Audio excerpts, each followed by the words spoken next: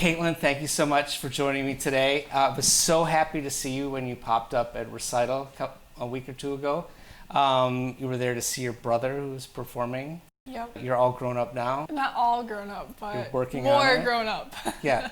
So you're going to be a sophomore? Yeah, at Calvin.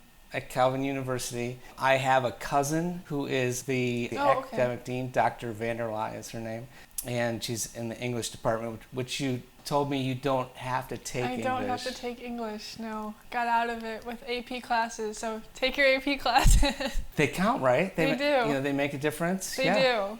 All right. Yeah. And Calvin's in Grand Rapids, Michigan. Mm-hmm. So we met when you were 12 years old. Yeah, like 5th grade, I think. So I went back in our system and I took a look. It was 2014, February of 2014, and you took guitar lessons with me for 5.5 years. Yes, a very long time. Did it seem like a long time? At the time, yes. Looking back at it, no. What was your favorite thing about guitar lessons? I liked that you let me joke around with you. More so, like, because when you think of like a teacher-student relationship, it's more like the authority aspect. Mm-hmm. But you let me like be myself and joke around and write papers on why you always made me play love songs, and we'll talk about that too. So I dug that up. So, you printed it. Yeah, one of the things that I do with my students, like when it's time to pass a level, is I have them write a paper. I think you probably brought it up, and I said, well, you should write a paper on it. So, and I made it super easy. 1 page, whatever, and it was so entertaining. The only reason why I happen to have this is because Facebook is wonderful. Oh, yes. So I actually posted it on Facebook. I left your name off of it at the time because, I didn't want to leave it. But would you be willing to read it? Sure. I know that you haven't seen it since 2016. Yeah, But here it is. Okay, throwback. Why so many love songs? One fine Wednesday evening, you come to guitar lessons and pass a song you have been working on for weeks. You're ready for a new song, ready for some country or rock, when you get stuck with yet again another love song. Dun dun dun. I even put that in there. You gotta make it dramatic. I guess so. You ask your teacher, why so many love songs? Which brings us to this paper. Unfortunately, your teacher assigned your question to you. My hypothesis for why there are so many love songs is because humans are hardly ever satisfied. Oh, okay. You find someone, but no, they aren't what you're looking for in a person. Keeping in mind, most love songs are about breakups, especially for Taylor Swift. Or the other idea is that people are evil and want to break a person's heart, but let's hope it's the first option. Or if it's the very rare occasion, people sing about finally finding the one, hopefully, so there aren't more breakup love songs. The final one is that singers tend to not be very intelligent people. Yikes. Singers are not very intelligent people. I had some pent-up aggression. Therefore, their songs cannot go further and deeper than love. After researching about this topic, some answers I got include the following. One person says because people sing about what moves them. A second person I found thinks that love is the most important thing in the world. I like my answers the best personally, so there you have it. Why there are so many love songs. So I really liked that it was well written. I liked that you researched it to find out good ideas. And you were always super fun to teach. I guess I'm glad to hear that, that one of the things that I brought to it was just that it was just you and me. It wasn't, I wasn't the teacher or anything like that. And you were always super fun. Like you were always like really honest in lessons, Maybe too honest. Well, yeah. It wasn't unusual for you to come to class and say, hey, sports was really busy last week and I really didn't get a chance to practice. I mean, it's good to know that. Sometimes students don't tell us they didn't practice and we know very quickly. So it's good to hear that, there were some aspects that you liked about guitar. Was guitar lessons your idea? In the beginning, yes. Like when I was little, I really wanted to play. But like when I got to high school, I didn't really want to anymore. So my parents made me stick it out for a little bit longer, which I'm glad they did because at the end it was definitely more fun because I got to do things that were a little more advanced and that I actually got to pick and enjoy. And nothing against like beginning, but it's just a lot of the very simplistic versions of things. Right, and we all have to be beginners. Like there's a beginning thing to get past it. I mean, and that's true of everything, right? It's not just music lessons. In high school, you played at least 2 sports, right? No, I No, just did basketball. Just basketball? I thought you did volleyball too, but no. No. No, okay. Not my sport. All right. You did a lot of basketball. So, in fact, as I recall, like you were on the varsity team as kind of a young player. Yeah, I was Is that on JV as a freshman and sophomore, and then varsity as a junior and senior. Yeah. So, it was clearly like one of your things. Yeah. Something that you really wanted to do. But for your life, what you're studying in college, you're double major. Yes. Okay, biology and biochemistry. Mm-hmm. And so when you told me that, your mom was standing there, and I said, "So you want to be a doctor?" And do you remember what your response to me was? I think I told you orthopedic surgeon. Yeah, so you don't want to just be a doctor. You want to be an orthopedic surgeon. So, like, what is cool to you about that? Like, why that? A lot of times when you play a sport, you witness a ton of injuries, and I saw a lot of injuries, especially with knees, ACLs, MCLs, all of that fun stuff. But if you injured that, you wouldn't call it fun. But anyway, I think that's probably what stemmed my interest, because I realized that the body is quite fragile if you don't take care of it. And so I really want to be able to work with like younger athletes or older athletes and be able to help them recover and fix whatever they break and be able to get them back on the road to recovery and play again. So I think that would be really fun. So like a sport medicine aspect to it. So did you suffer any of those injuries? I did not. The worst thing I ever had happen to me was just a high ankle sprain. So I was fortunate. So it's helping other people, like you saw your friends struggle with these things and you'd like to be able to be a solution to that. Yes. That is really impressive and cool. So I have some questions Okay. that I wrote down. You did do a fair amount of things with guitar. So your dad is a minister, Yes. and so you played in the worship team at church, did some of A that. couple times, not very often. One of the things that, so we touched on it a little bit, beginning is not terribly much fun. Was beginning fun with basketball? I mean, I would say it was a little different because it's more of a team aspect, so everybody sucks together, so you all just laugh at each other. Got it.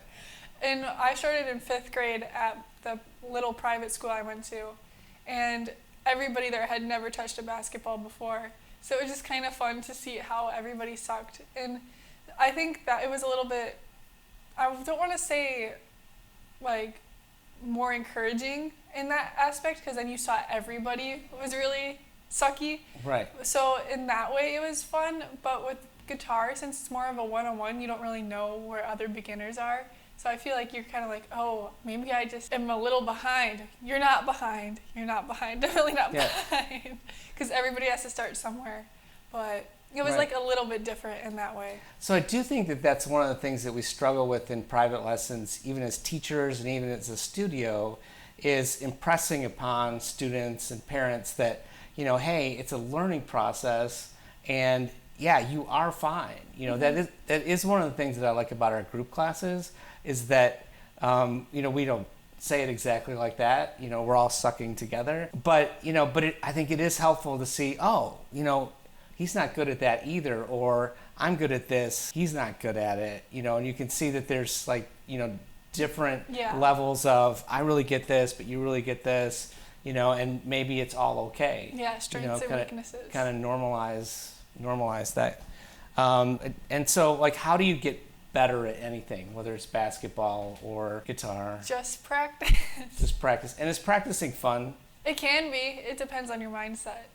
So it's the way that you think about it. So talk more about that, practicing mindset and making it. Well, I know we'll go to basketball and then we'll go to guitar. In basketball, even now, sometimes I'll go to practice and I'll be like, oh, I really don't feel like doing this. I have so many assignments I could be doing right now. I have a test tomorrow that I really should be studying for. I'm not ready. And you just kind of think of the worst about what you could be doing instead. Or, oh, my best friend isn't at practice today because she has a lab, so I don't even have anybody to talk to. But if you go with a better mindset, like, oh, I get to go see all my friends. I get to let out some stress, which I really could use right now. Hopefully I can try to beat my score from last time for this one drill. And if you just put your mind towards more of a positive outlook, then it seems like it goes by a lot faster. And I know with guitar, when I was little, there would be times where I'd be like, I just don't want to practice, this sucks. And my dad would put a timer on our microwave and you had to practice for that whole time, otherwise the timer restart. And those would be the really tough ones, because then it wasn't on my time, it was on his time and what he wanted to do, which in retrospect, it was a good idea because it made me more disciplined. But when I wanted to practice, I wouldn't put on the timer, and I would end up practicing like for 20 minutes more than what I thought I was going to. Or if I worked on this one song that I really liked, or if Tim was like, I bet you can't finish that by next week, I'd be like, I'm going to show him. I'm very competitive. And so I would try my best to finish that song for the next week so I could move on to the next one. And he kind of made it like a competition with myself and you. Yeah. So that was helpful for me, at least. It was fun. And so, one of the things about you is that the practice was always really consistent. And so it is nice that you mentioned, that you had a parent who said, no, even when you're not feeling like, we've got to do it. Was there like a set time of day that you tended to practice? Did it kind of depend on? I tried to do it as soon as I got home to get it out of the way.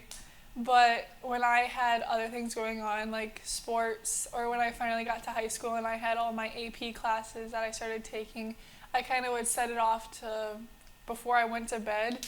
So it was kind of just whenever at times. Well, sure. And I kind of liked that idea that you would like right away when I got home, I would try to do it, because I do think that my students that are most successful have, even if it's not 100% achievable, they have like something that's like, this is the specific time that I do it. So I had one really unusual student who was a morning person, and she would practice actually before school started. I could never. I like my sleep.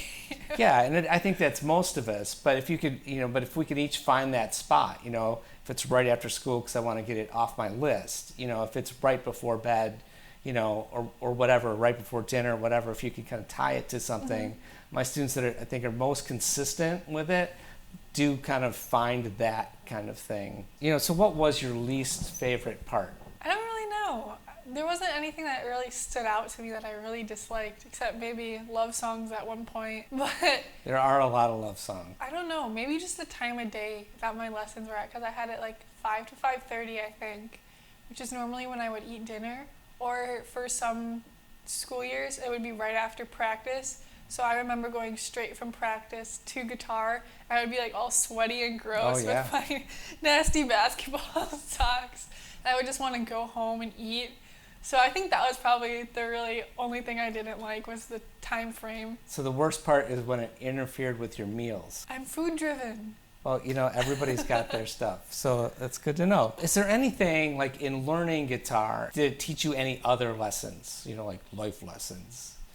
Well, it obviously contributed to time management, because you have to put in the time to practice, and you have to figure out when you can get that in, and then the time for the actual lessons, so then you would have that much less time of that day to do your other things, so you'd really have to plan out. And I think it overall just like made me appreciate music a lot more. I'll still listen to a song and listen to like a guitar in the background and be like, oh, that picking pattern sounds really cool. I wonder if I could do that. Look it up, try it. Sometimes it was successful, other times not so much, but that's okay. It's been a hot minute, but yeah. So other than just like time management, it did make me a little bit more appreciative of certain parts of music. And just seeing other people play too, because it puts it in perspective of how, I remember I would be like super nervous to try to play in front of other people, or I would always struggle with that. So when you see other people doing it, even like when I go to Jason's recitals and I see like other little kids doing it, and I'm like, it takes a lot of guts for them to go up there, so good for them. So, right, because you didn't love recitals, as I recall. I did not love recitals. Yeah, you did the bare minimum. You skated out of them a lot, I did. But because you're not really that kind of person, you're not a show it off person, that's just not your personality. No. And you don't like a whole bunch of eyes on you, except maybe on the basketball court. Well, then there's other people to take off the focus. Do you have any advice for a beginning student? Sometimes songs will seem really tedious, especially when, at least for guitar, I had like easy pop melodies and even more easy pop melodies in those books. Some of those songs, there were a lot that were really similar with the notes, because I think those were the notes and the rhythms were the chords, right? Mm-hmm. And I remember the notes. I didn't really care for them that much because I thought they were all really similar, at least in the beginning. But you just gotta push through, because then they get way more fun when you get to even more easy pop melodies or whatever. So it's, yeah, we all recognize that, maybe easy songs are, a little bit boring, but, like in guitar, you have to get your fingers doing all the stuff that they need to do and make all those connections between your fingers and your brain. Yeah. And that just, it takes time. It does. Yeah, and it just takes consistency. You've stuck with it for 5.5 years. Maybe the last couple of years you weren't thrilled because you really wanted to be on the basketball court. I tell some stories about, my parents kind of pushing me through as well. And would you say that was ultimately a good thing? I would, yeah, because I still take out my guitar sometimes and try to pull up some songs and play. I feel like if I didn't do the last couple of years, I wouldn't be able to do that, because when you get to a certain point, then it's really more getting in tune with your instrument. That sounds really cheesy, but yeah. You get to figure out more about it, and then you can start figuring things out on your own instead of always having the book or the paper in front of you, and you can just kind of hear it out. I remember when I was little, and Tim would just listen to a song. He'd be like, okay, so this is what you have to do. I'd be like, what the heck? How does he do that? But then I started, after a certain point, I can, kind of do that. Obviously not as good as Tim, because he's been playing for who knows how long. But I can, kind of do it a little bit. And it's really fun, and it makes you feel good about yourself, because you're like, oh, I just figured that out all on my own.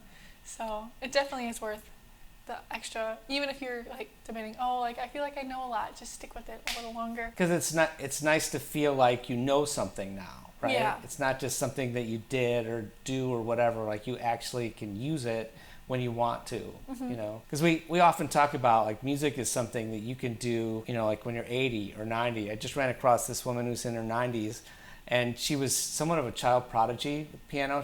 I believe that she was one of the last students of, I can't remember if it was Tchaikovsky or Rachmaninoff, one of the really big deal composers of the early 20th century.